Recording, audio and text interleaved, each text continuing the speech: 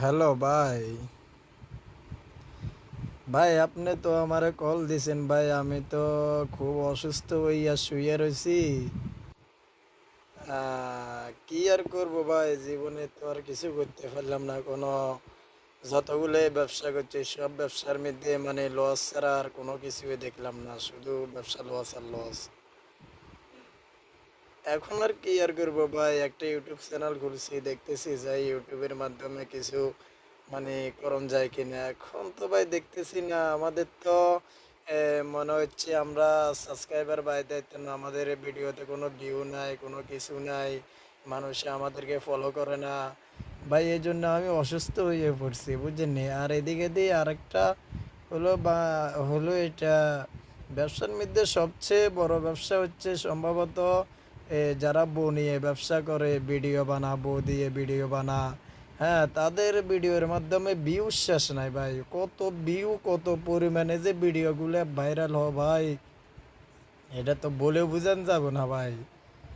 হ্যাঁ, বউ দিয়া তারা এগিয়ে যেতে আছে, বউ দিয়া তারা আগেতে আছে। ওরে বড় বড় বাড়ি, বড় বড় আপনার বিল্ডিং, গাড়ি, আরে তারা কি করতে আছে ভাই? আমাদের ভিডিওতে কোনো মানে কিছুই পড়ে না, কোনো ভিউ নাই, কোনো কিছু নাই, কোনো সাবস্ক্রাইবার নাই, মানুষে কোনো ফলো করে না ভাই।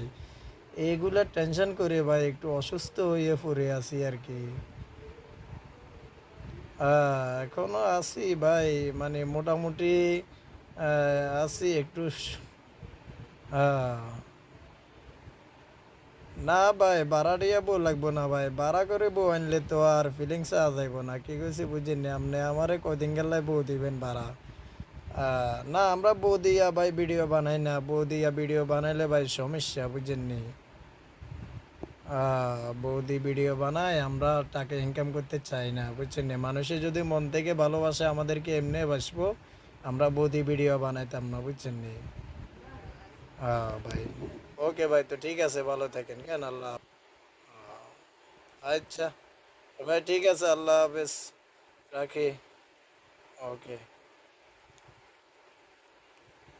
বাইরে, কি একটা আজব দুনিয়ায়, এতগুলা ভিডিও ছাড়ি, এতগুলা মানে করি, এরপরও আমাদের ভিডিওতে কোনো লাইক নাই, কোনো সাবস্ক্রাইবার নাই, কোনো ফলো নাই, কোনো ভিউ নাই। মানে কি এটা বুঝতেছি না ভাই। আর বউ দিয়ে ব্যবসা মোটামুটি জমজট চলতে আছে, মোটামুটি রাইতে রাইতে কুটিপতি হয়ে যেতে আছে, রাইতে রাইতে কুটিপতি।